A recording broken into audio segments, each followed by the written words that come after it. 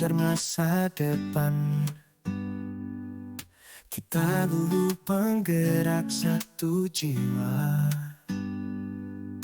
langkah penuh harapan, hati yang bersatu. Kita tak terpisah lagi, saling menyatu. Semangat kita menggelora, takkan menyerah. Wujudkan mimpi dengan visi yang tak terpisah. Penggerak angkatan 10, jangan terhenti. Ki Hajar Dewantara, tokoh bangsa. Bersama kita wujudkan mimpinya. Oh, kita bersama dalam Baik Pak, hari ini saya akan ada wawancara dengan Bapak. Ini kebetulan saya dapat tugas dari kegiatan Bumi Penggerak. Di sini saya akan memenuhi tugas saya di komunikasi kontekstual nama Bapak, yaitu untuk melakukan wawancara kepada kepala sekolah mengenai pengambilan keputusan berdasarkan nilai-nilai kebijakan. Pasti dari selama Bapak menjadi kepala sekolah, pasti Bapak pernah mengalami memutuskan sebuah persoalan atau sesuatu yang istilahnya dilema etika, masuk dalam dilema etika ya. Dilema moral ya. Dilema etika. Pertama pertanyaan ini saya tanyakan pertama-tama, selama ini bagaimana Bapak mengidentifikasi kasus-kasus yang merupakan dilema etika atau itu rujukan moral? Dilema etika ini biasanya muncul di beberapa stakeholder sekolah, baik di antara karyawan, mungkin di antara guru, atau mungkin di antara siswa, atau bahkan mungkin di antara guru dengan kepala sekolah, bisa juga kepala sekolah dengan siswa, atau mungkin siswa dengan guru. Ini cara penyelesaian kasus tersebut akan berbeda-beda. Nah, tentunya kalau guru kepada guru nanti berbeda juga cara penyelesaian. Kalau guru dengan siswa juga berbeda. Ini verifikasi sesuai dengan porsi yang ada. Ya. Disesuaikan dengan siapa yang kita selesaikan. Kemudian berikutnya, selama ini bagaimana Bapak menjalankan pengambilan keputusan di sekolah, terutama untuk kasus-kasus di mana ada dua kepentingan yang sama-sama benar dan atau sama-sama mengandung nilai kebaikan. Tentunya kita apabila ada dilema yang semuanya mengandung muatan positif terhadap nilai pembelajaran, maka ini kita kalau itu terjadi pada program-program pembelajaran siswa, maka akan saya serahkan kepada wali kelas dan siswa. Ini apabila terjadi di kelas, atau seandainya di kelas tersebut diatasi oleh seorang wali kelas dan wakil kepala sekolah dan siswa tidak selesai, maka kami bantu. Tapi kalau kasus ini atau ketika ini muncul di antara guru, maka kita selesaikan secara profesional terhadap guru yang bersangkutan. Jadi sehingga akan terjawablah kita tidak bisa pilih kasih dan sebagainya karena memiliki tugas yang sama, sehingga kita akan memutuskan apabila mengambil keputusan ya kalau tidak ada yang dirugikan.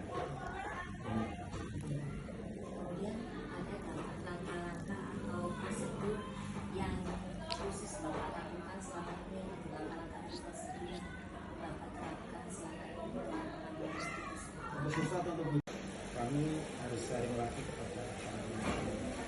Artinya kita menyelesaikannya dengan para manajemen, kita dengan para manajemen. Jadi ini ya para manajemen sekolah yang sangat membantu ya.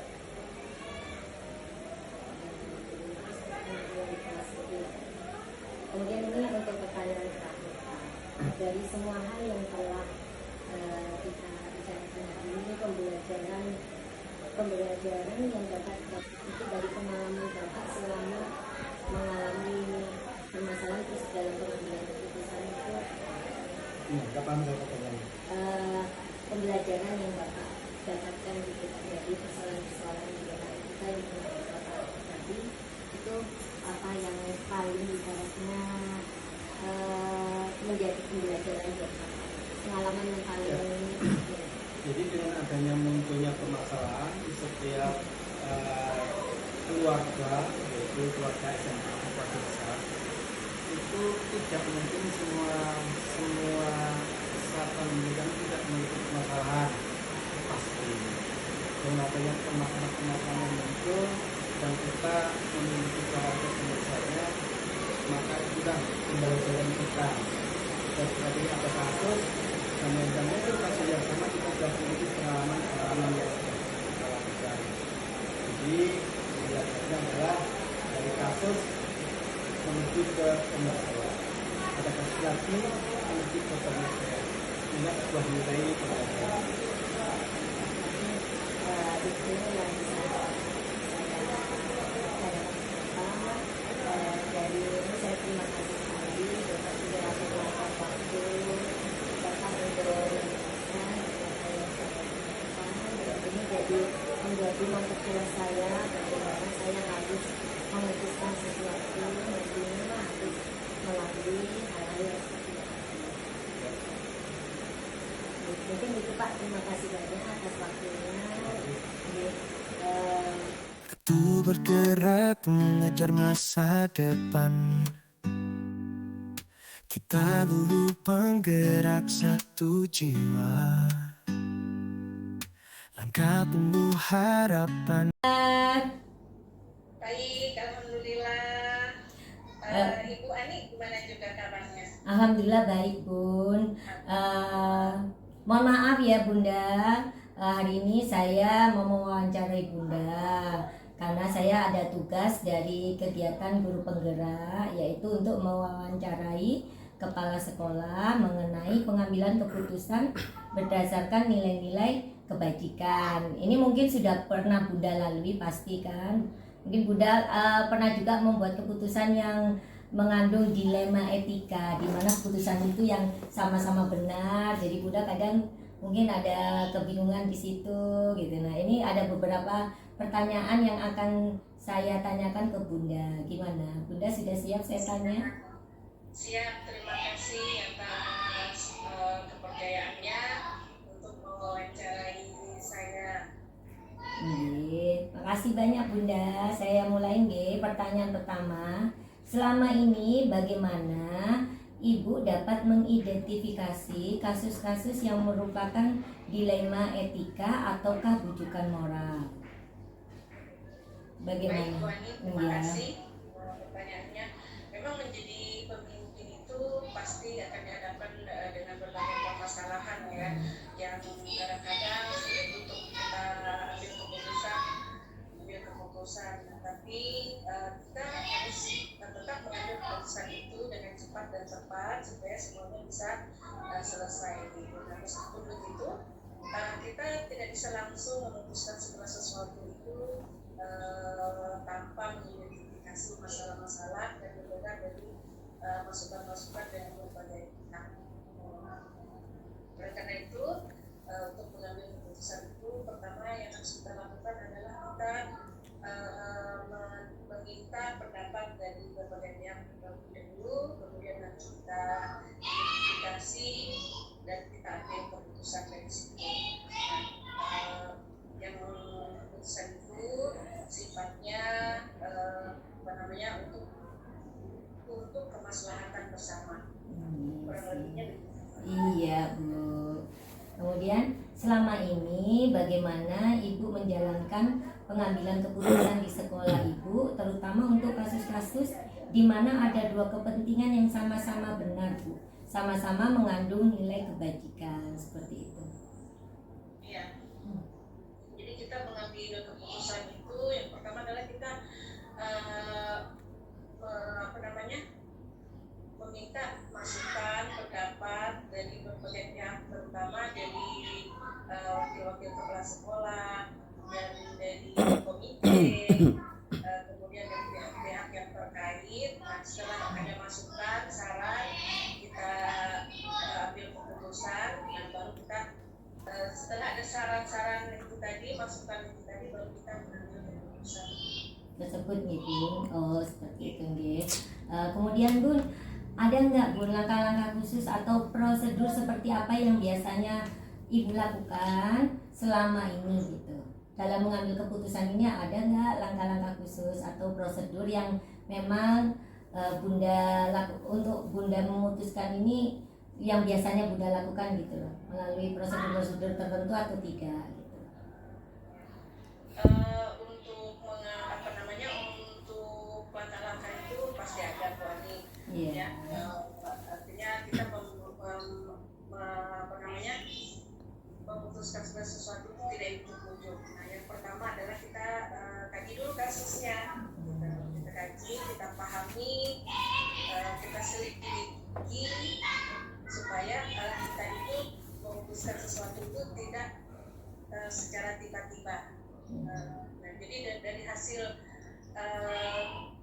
uji kasus dari hasil itu tadi yang kita pahami, kita selidiki, kita teliti, nah baru kita mengambil kesimpulan, dan bahkan nanti kita mengadakan rapat pada semuanya supaya hasilnya itu bukan hanya ditentukan oleh kepala sekolah, tetapi ditentukan oleh bersama dan diputuskan bersama.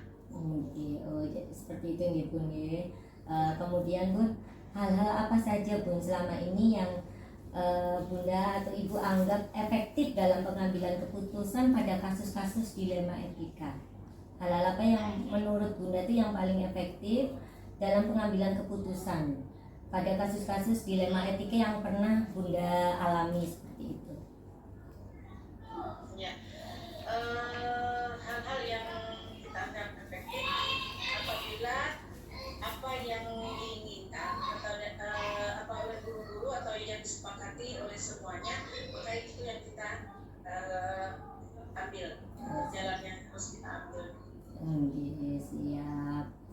Kemudian selanjutnya, hal-hal apa saja yang selama ini merupakan tantangan dalam pengambilan keputusan pada kasus-kasus dilema etika? Hal apa yang menurut Ibu, menurut Bunda itu tantangan sekali dalam memutuskan pada kasus yang berhubungan dengan dilema etika ini? Ya, memang kadang-kadang dilema itu selalu ada ya. Iya. Tapi yang bagaimana yang sering Jadi tantangan. Iya.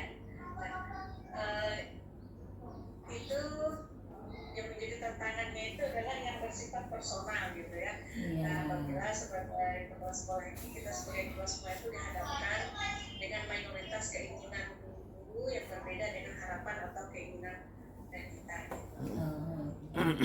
Ya memang dari beberapa ini yang saya wawancarai seperti itu Bun ya, persoalan itu yang biasanya paling sering muncul ya Bun ya, kalau ini persoalan untuk permasalahan dilema etika itu. Apalagi kalau keinginannya itu bergerak mengejar masa depan.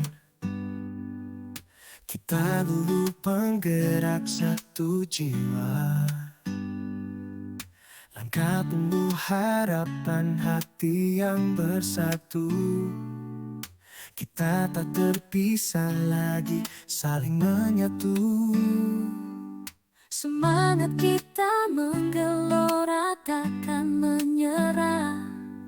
Wujudkan mimpi dengan visi yang tak terpisah. Penggerak angkatan 10, jangan terhenti. Ki Hajar Dewantara, tokoh bangsa. Bersama kita wujudkan mimpinya. Oh, kita bersama dalam perjalanan ini. Guru penggerak yang tak kenal letih. Lanjutkan mimpi bangsa, penuh penuh kasih, bersatu dan berkarya, visi itulah kita.